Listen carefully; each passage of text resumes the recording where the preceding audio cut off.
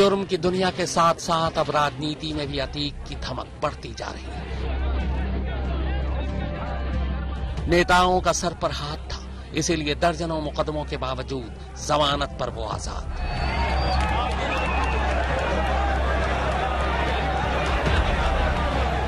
अब मुकदमे इतने ज्यादा कि कोर्ट कचहरी भी अक्सर आना जाना लगा रहता।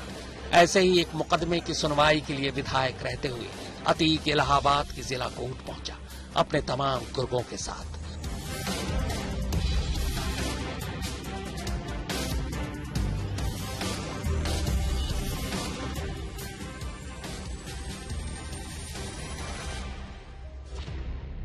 कोर्ट रूम में घुसते ही वो सीधे जज के करीब गया।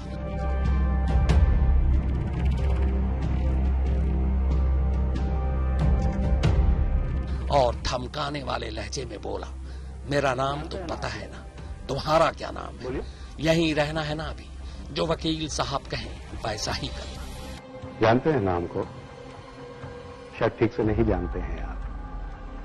अरे बहुत दिमाग खिसिया दिए हैं आप हमारा। यहीं रहना है ना आपको? हा? अच्छे रहिएगा। इतना कहकर अतीक कोर्ट से निकल जाता है। हमें टोपी पहनाने का कोशिश नहीं करिएगा। ये तो खोपड़िया जो है वो, हाँ समझ गए ना?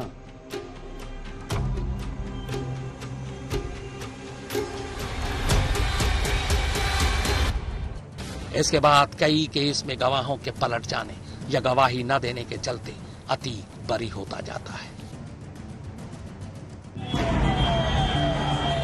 जुर्म और राजनीति के संगम के साथ 1996 में अतीक घर बसाने का फैसला करता है।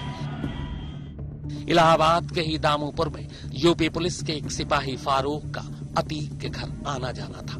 एक रोज फारूक अपनी बड़ी बेटी शाइस्ता का रिश्ता लेकर अतीक के घर पहुंचता है। शाइस्ता इलाहाबाद के ही कॉलेज से ग्रेजुएट है। पढ़ी लिखी होने के साथ साथ खूबसूरत भी। अतीक रिश्ते के लिए राजी हो जाता है। 1996 में दोनों की शादी हो जाती है। शादी के बाद दोनों के 5 बेटे होते हैं, अली, उमर, असद, एहसान और अबान। इधर घर बस चुका और उधर बाहर गुंडागर्दी और नेतागिरी दोनों ही दुकानें मुनाफे में चल रही हैं।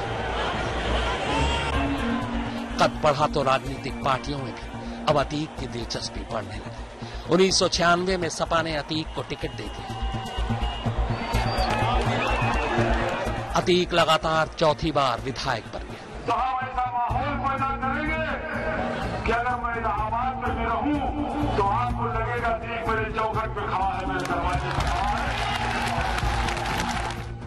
मगर 3 साल बाद 1999 में फिर चुनाव हुए तो इस बार अतीक ने अपना दल का हाथ पकड़ा। पहली बार सीट बदली और प्रतापगढ़ से चुनाव लड़ा, मगर इस बार वो हार गया। 3 साल बाद 2002 में फिर चुनाव हुआ।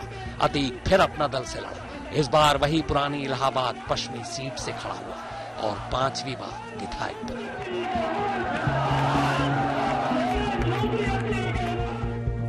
चांद बाबा लोकल गुंडा था, मगर अतीक चकिया या इलाहाबाद तक ही सीमित नहीं रहना चाहता था। सत्ता की ताकत को वो समझ चुका था। अब उसने इलाहाबाद के बाहर पैर पसारने का फैसला किया। इत्तेफाक से 2003 में यूपी में मुलायम सिंह यादव की सरकार बन गई। मुलायम से नजदीकी के चलते अतीक की सपा में वापसी हुई। मुलायम सिंह ने 2004 के लोकसभा चुनाव में अतीक को फूलपुर से टिकट दे दिया। उसी फूलपुर सीट से जहां से देश के पहले प्रधानमंत्री पंडित जवाहरलाल नेहरू ने भी कभी चुनाव लड़ा था। अतीक चुनाव जीत गया और पहली बार अब वो माननीय सांसद बना। तब हत्या की कोशिश, जबरन वसूली और किडनैपिंग जैसे 80 से ज्यादा संगीन जुर्मों के साथ वो सीधे उस संसद भवन में पहुंचता है जहां उसके जैसे क्रिमिनल के लिए कानून बनाए जाते हैं। अब वो खुद कानून बनाने वालों में शामिल है। बाकायदा लोकसभा में अब एक नामचीन गुंडा शपथ ले रहा है। मैं अतीक अहमद, जो लोकसभा का सदस्य निर्वाचित हुआ हूं, सत्य निष्ठा से प्रतिज्ञान करता हूं कि मैं विधि द्वारा स्थापित भारत के संविधान के प्रति सच्ची श्रद्धा और निष्ठा रखूंगा मैं भारत की प्रभुता और अखंडता अक्षुण्ण रखूंगा तथा जिस पद को मैं ग्रहण करने वाला हूं उसके कर्तव्यों का श्रद्धापूर्वक निर्वाह करूंगा।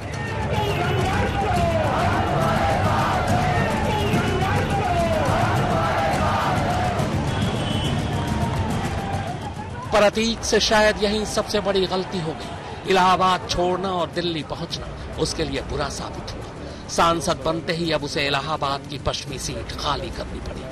उस पर दोबारा चुनाव होना था। अतीक ने जुगाड़ कर अपने भाई अशरफ को सीट से टिकट दिला दी। अशरफ के सामने बसपा के टिकट पर राजूपाल चुनाव लड़ रहा था। वही राजूपाल जो कभी अतीक का खास हुआ करता था, ठीक वैसे ही जैसे कभी अतीक चांद बाबा का खास हुआ करता था। अतीक के लिए काम करने वाले राजूपाल पर तब 25 मुकदमे दर्ज थे। चुनाव के बाद जब नतीजा आया तो अतीक परेशान हो उठा। जिस सीट से वो 5 बार चुनाव जीता, उसी सीट से उसका भाई अशरफ राजूपाल से 4000 वोटों से चुनाव हार गया।